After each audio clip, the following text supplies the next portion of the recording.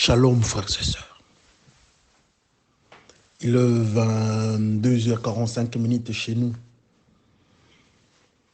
Dieu nous a fait grâce de venir au-devant de vous, vous qui êtes mes frères, pour parler, pour partager ces phénomènes.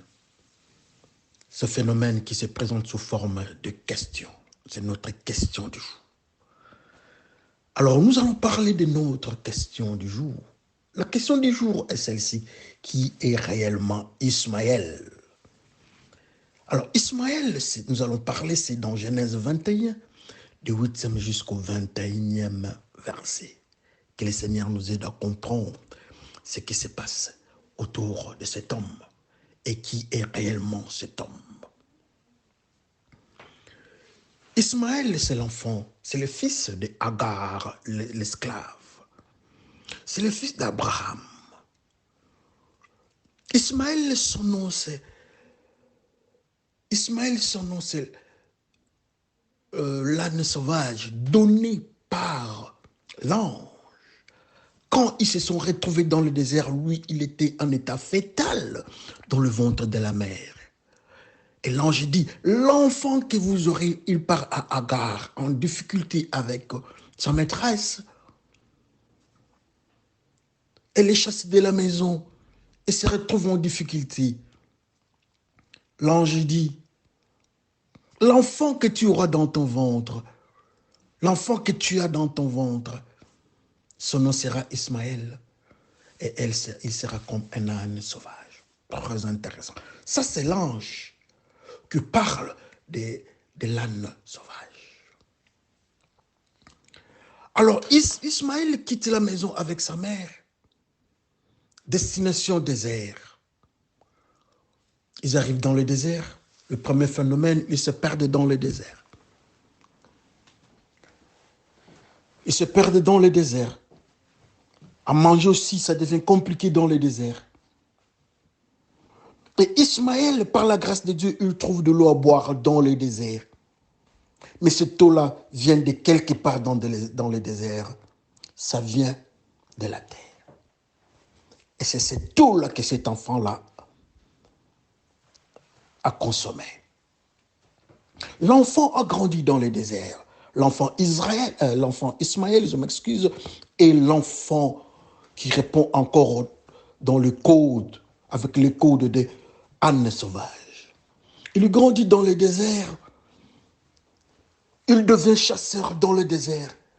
Il trouve une femme dans le désert, une femme égyptienne.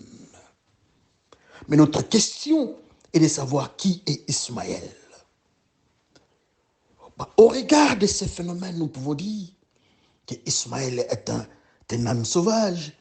Nous pouvons dire qu'Ismaël c'est un enfant chassé par ses parents, chassé de la maison de son père. Ismaël a 50% du sang égyptien. Nous pouvons dire qu'Ismaël est un chasseur. Nous pouvons dire encore qu'Ismaël se mariait à une égyptienne et Ismaël habitait les déserts.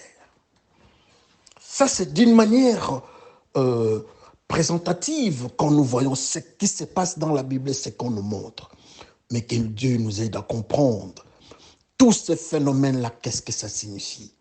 Alors, pour bien comprendre ça, nous montons, comme nous avons toujours dit, allons dans la sphère spirituelle, dans le couloir de la prophétie, que Dieu nous enseigne, en fait, qu'est-ce qui se passe. L'enfant est chassé. Je m'excuse. Cet enfant est chassé de ses parents avec sa mère. Ils doivent quitter la maison d'Abraham et Sarai. Malheureusement, c'est la décision qui est prise. Ils ont à manger, ils ont à boire, mais quelque chose qui se passe quand ils sont dans les déserts. La nourriture se termine. Il n'y a plus l'eau. Et l'enfant est en train de mourir. La maman dit non, je ne veux pas voir mon enfant mourir. Mais l'ange de Dieu intervient et dit non. Dieu a entendu le pleur de l'enfant. L'enfant ne va pas mourir. Regarde là-bas, il ouvre les yeux de la maman. Et ils ont bu l'eau.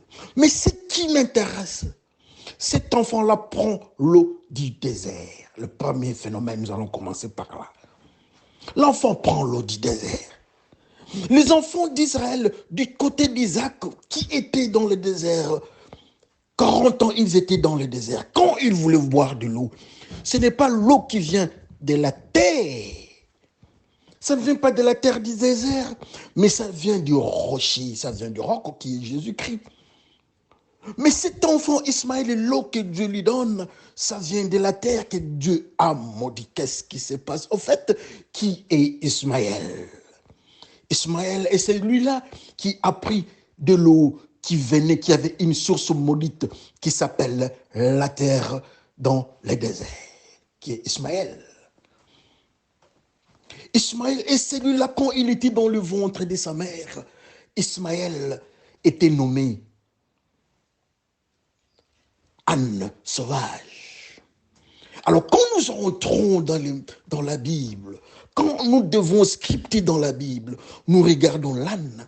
Nous trouvons que l'âne ne peut pas approcher le milieu sacerdotal. Il ne peut pas approcher le milieu de prêtre parce que c'est un animal impur.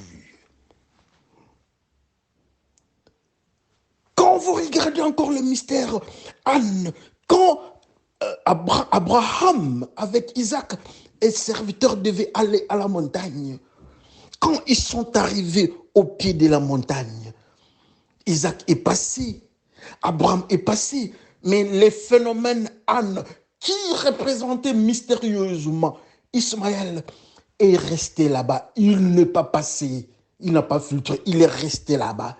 Il n'est pas parti à la montagne de Dieu pour la sacrificature. Pour la simple raison, il était déjà rejeté et il avait une caractéristique spirituelle qui s'appelle Anne, ou bien impureté spirituelle. Alléluia. Ismaël avec une marque d'impureté. Il est âne sauvage. Et Ismaël boit de l'eau qui vient de la terre que Dieu a maudite. Nous pouvons encore avancer pour savoir qui est Ismaël. Ismaël est un chasseur. Il est chasseur comme Ésaü. Il est chasseur comme Nimrod, le vaillant chasseur devant l'Éternel. Mais ce qui m'intéresse, c'est le code des chasseurs dans le monde spirituel, dans le monde de la Bible.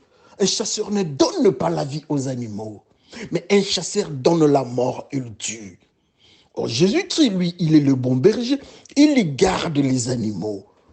Donc, pour dire encore, un chasseur à l'inverse de Jésus-Christ, ou bien il est en opposition à Jésus-Christ. Il donne la vie, Jésus-Christ, mais le chasseur donne la mort. Pour dire encore que Ismaël et Jésus-Christ vivaient en antipode. Pour dire encore, Ismaël était les ténèbres, Jésus-Christ qui est la lumière. Ismaël était la mort, Jésus-Christ est la vie. Et cet enfant-là, c'est l'enfant d'Agar avec Abraham, le serviteur de Dieu, qui est Ismaël. Ismaël est celui-là qui a pris pour femme une Égyptienne, qui est encore Ismaël. Ismaël est celui-là qui habite dans le désert. La Bible nous dit que Jésus-Christ était emmené dans le désert pour être tenté par les diables. Intéressant. Et puis quand nous chassons, quand un démon doit quitter le corps humain, il part de l'autre côté dans le désert, cherchant encore plus puissant que lui, il vient en renfort, cherchant à rentrer dans les corps, toujours le désert. Alors dans le code du spirituel, les déserts représentent la location de l'environnement du diable. Mais lui, il a habité là-bas pour dire qu'Ismaël était sous le contrôle du diable. Il habitait les pays du diable. Maintenant, la question est celle-ci. Quand les musulmans disent eux-mêmes qu'ils sont descendants d'Ismaël, est-ce qu'ils ont tous ces éléments que nous venons de présenter?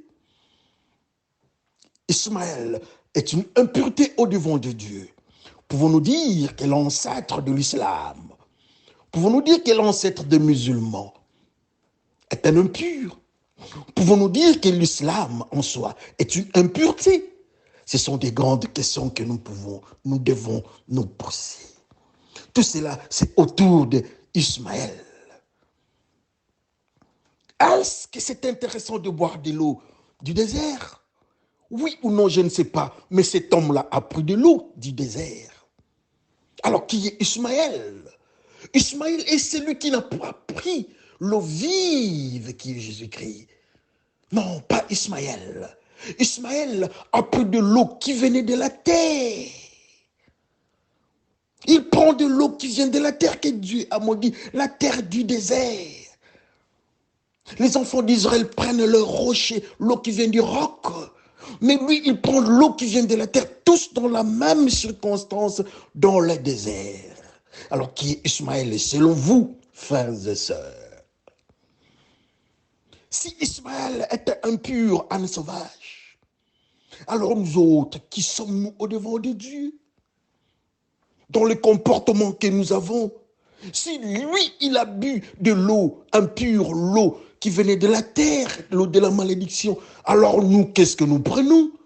Est-ce que nous prenons l'eau de ce monde? Ou bien nous prenons l'eau qui vient de Jésus-Christ, l'eau vive?